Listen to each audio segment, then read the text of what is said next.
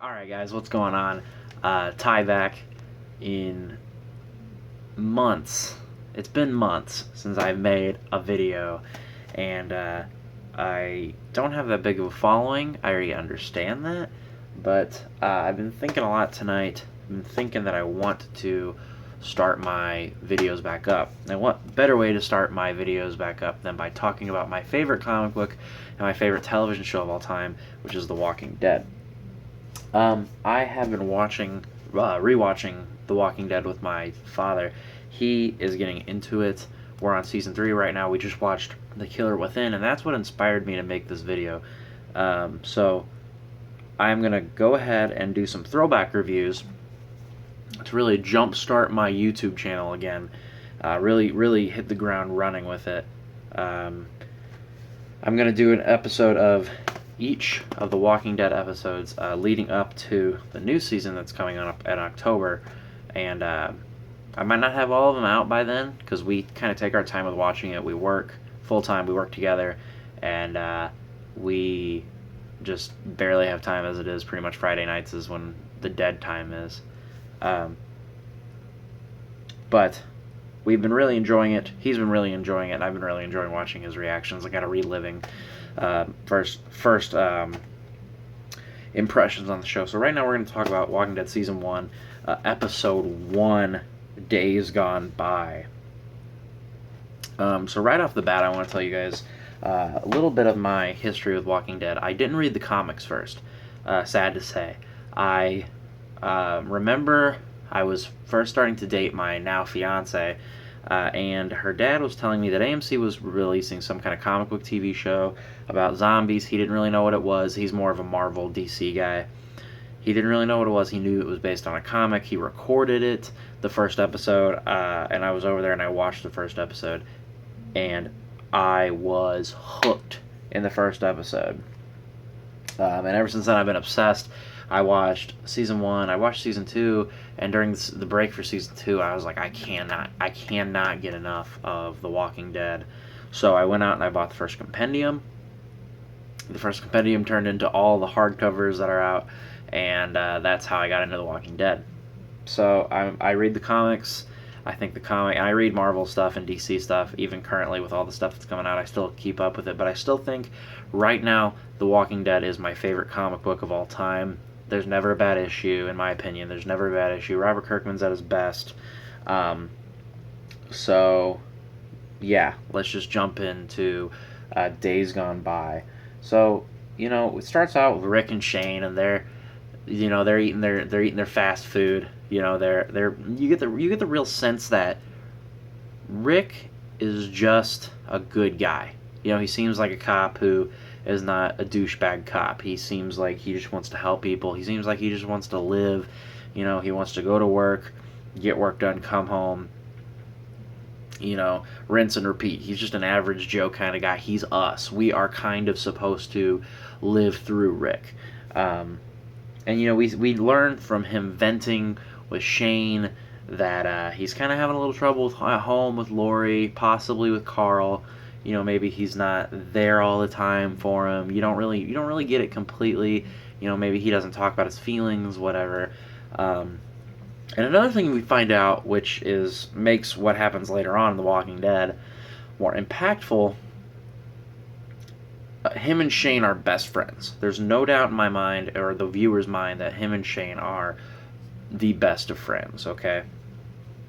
They have this brotherly bond. They've been together since high school. You definitely get that feeling. They're partners till the end, literally. So anyway, the episode goes on. Rick eventually gets shot and ends up in a coma, wakes up in the apocalypse. Now, I'm not going to do a full detail, word by word what happens in this episode. But pretty much this whole first episode shows us the world that we're going to be seeing. And I must say, this first episode, I think really shows the horror aspect more than any other episode in The Walking Dead that I've seen. Even though we have episodes now with spoilers for the last episode of the last season, we got Negan, who is going to kill somebody. with a baseball bat wrapped in barbed wire. I'm not really talking about that.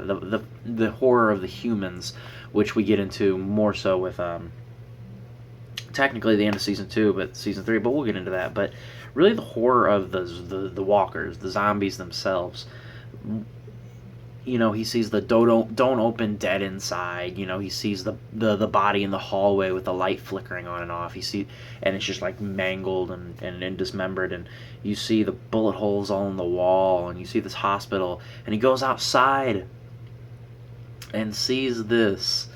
He sees that there's just bodies everywhere, helicopters are down, like really, really, really stuff that kind of hits you. Like, it hit me, like, where I was like, oh god, like, kind of gave me some anxiety the first time I watched it. Even nowadays I can watch episode 1. I've seen episode 1 like more than a dozen times. I've seen season 1 more than a dozen times. I think it's fantastic. But you really get the sense that this world is dead. You don't really know what's going on. You don't really understand completely. You're kind of with Rick. You wake up 1 minute, he got shot and people were alive. His buddies were there. The next minute, he's in this freaking apocalyptic world full of dead things. He still doesn't understand what's going on. So obviously, it's culture shock. It shocked him. I wouldn't say culture shock, but it shocked him. And he walks and he sees the biker girl. Tip, if you want to know kind of that zombie's backstory, the walker with the half-gone body that kind of like crawls and stuff, you can watch the web series. I actually kind of enjoy their web series. I think they're pretty cool. Maybe we'll do videos on those web series sometime. And that kind of really impacts him, and that really affects him the most. What else?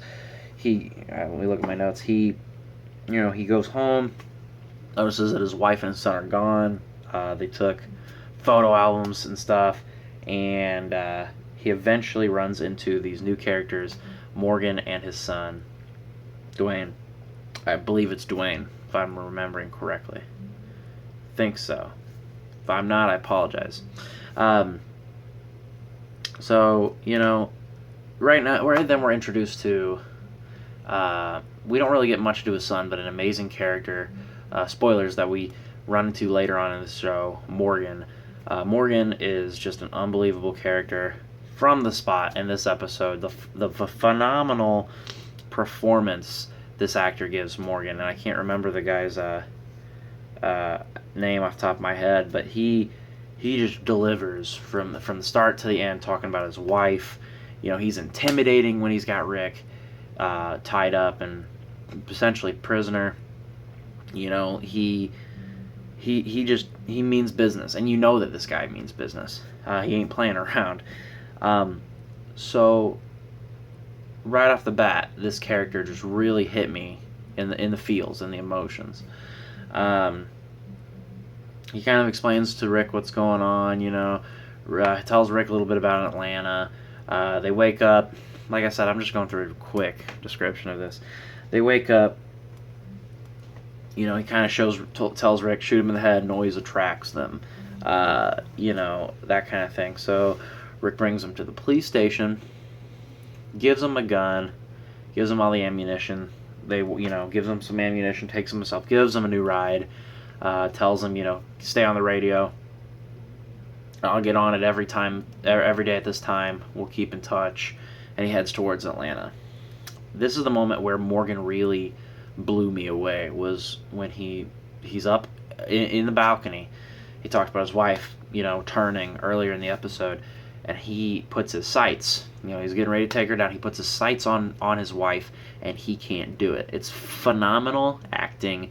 It is some of the best acting in television, even in most movies. It is just a phenomenal scene because he can't do it. And we learn later on that has some repercussions, but phenomenal acting from him, just unbelievable. I love that character, and I loved him the moment I met him. I loved him before now, which now I have some kind of gripes with him, but we'll get into that when we talk about season 6.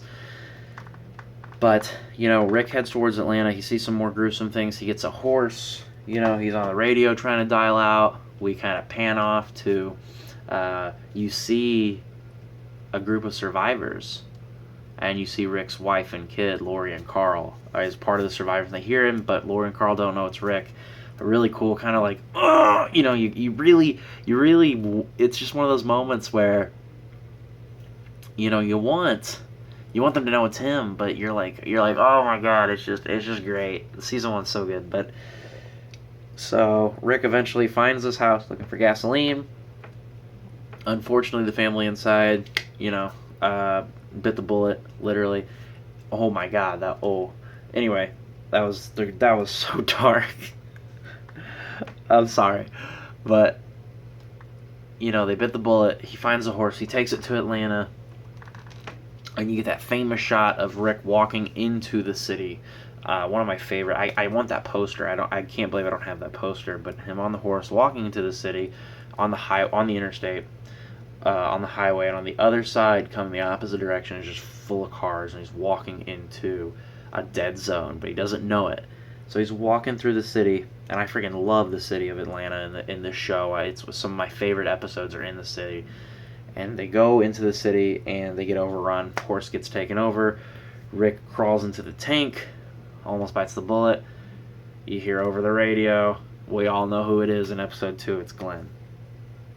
And then it leaves that cliffhanger. It leaves Rick in the tank, and you're like, you're just blown away. In the zombie genre, and why I've never really been a fan of zombies before this. The movie ended, and it just ended. Night of the Living Dead, the remake of Night of the Living Dead, Dawn of the Dead, like the remake of Dawn of the Dead, the Crazies, Crazies. You could say it's not really a zombie movie, but I kind of put it in that genre.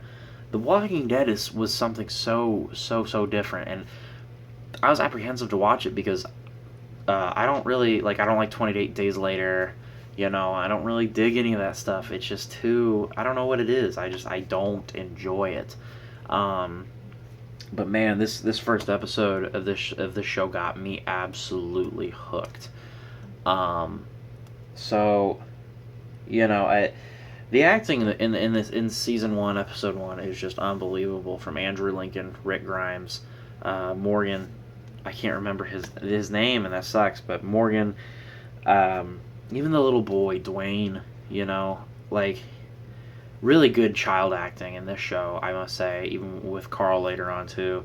But this episode really laid the ground for this whole epic. I mean, and I mean epic. This show, it's just I've never watched a show week to week that I could not wait for the next episode to come out. I mean, I was chomping at the bit for the next episode to come out until this show, and I'm a big fan of Lost. I'm a big fan of all these big shows, Criminal Minds. I can wait for a whole season of that to come out, and I can just binge watch that stuff, and it doesn't bother me.